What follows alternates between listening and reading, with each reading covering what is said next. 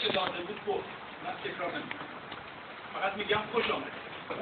این چه کار قشنگیه که شما آمدید. هیچ وقت هلند اینقدر زیبا نبوده. امروز هلند زیباتر از همیشه شده. چون شما همه با هم آمدید. خوش آمدید. و چرا ما اینجا اومدیم؟ خب دلایلش بچه‌ها توی اعلامیه ها میگن که من دیگه تکرار نمی‌کنم. ولی یک چیز خیلی مهمه. ما همه با هم آمدیم.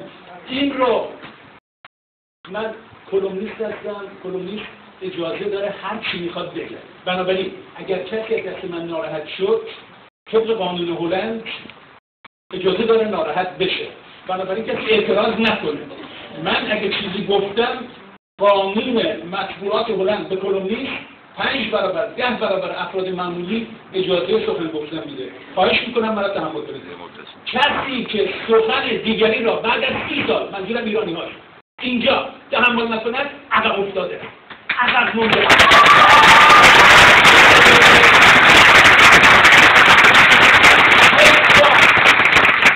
هر کس که پرچمش در آورد بیرون و نفر دیگری خواست پرچم اون رو پایین بیاره این عقب افتاده. من یک کتابی خوندم، رومانی خوندم، یک مال بزرگترین نویسنده آمریکایی داره بالای شیر میشن، یک جمله خدا نگاه میکنه میبینه دارن آدما رو میبرن به جهنم. میگه دارن کجا میبرن؟ میگه همه کارهای بد کردن. میگه من کجا میدونن؟ از کجا میدونی تو رو راست میگن؟ چجوری جرأت میکنی که بگی شاهی ها یا مجاهدین یا نمیدونم قادر عبدالله ها راست میگن یا نمیگن؟ حرف خودتو بزن. کسی که جلوی سخن هر کسی رو بگیرد معذرت میخوام عقب مونده.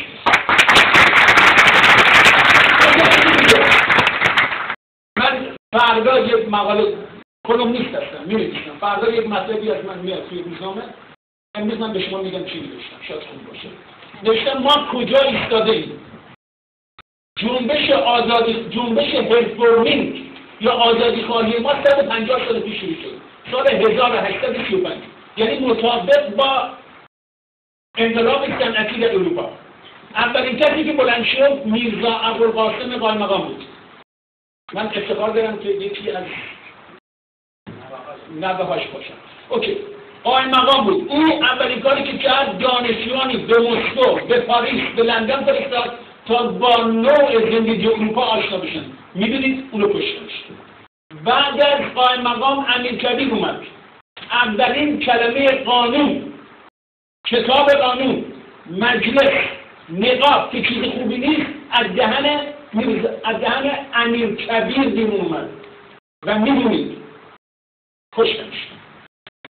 مستشارالدوله رفت پاریس، زبان فرانسه یاد گرفت، کتاب قانون فرانسه را ترجمه کرد، برگشت ایران، پخش کرد، گفت ما یک چیز اصلاح داریم، قانون که شاه و گدا در برابرش برابرند. گرفتندش و کشتندش. میرزا رضا کرمانی، اینا همه رفرمر بودن. میرزا رضا کرمانی شاه را به گلوله بست. جمال الدین اسدآبادی آدم‌ها رو جمع کرد، گفت ما نمیتونیم. تو روسیه انقلابه، اونا کارگران رو دارن، اونا حزب کمونیست دارن، ما هیچی نداریم. رفتن سراغ آخوندها. آخوندها رو انداختن جلو تا هزاران میلیون‌ها مردم رو با هم دیگه جمع بکنن.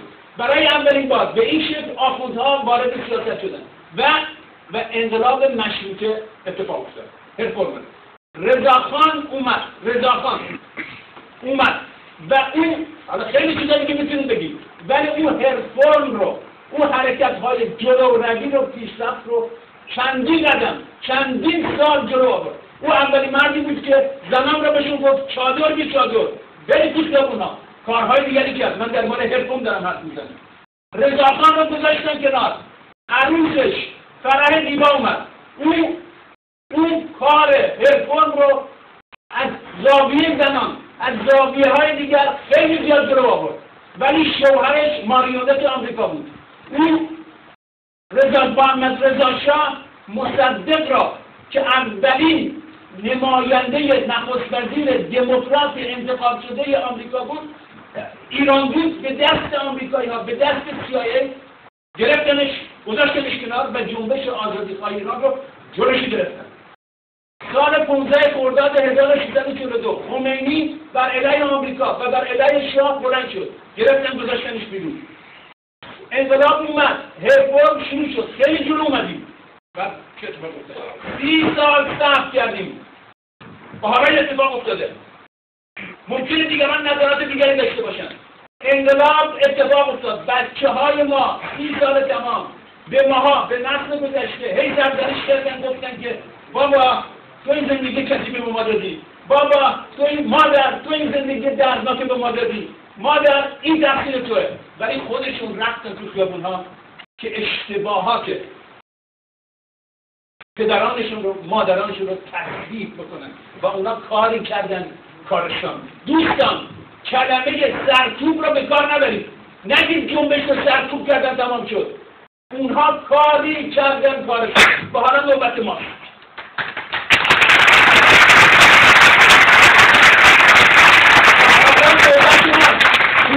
جنبش ما، مردم ما رشد سیاسیشون خیلی بالاست. پرواخی‌ترین رشد یافته‌ترین مردم سیاسی دنیا هستن همون جوان‌هایی که شد. اونها احتمالاً به این نتیجه رسیدن که تا اینجا فعلا تا اینجا، حالا از اینجا به بعدش با ما هم باشیم و نگذاریم که آنها را در زندانها شکنجه بکنن و نگذاریم که آنها را بکشن.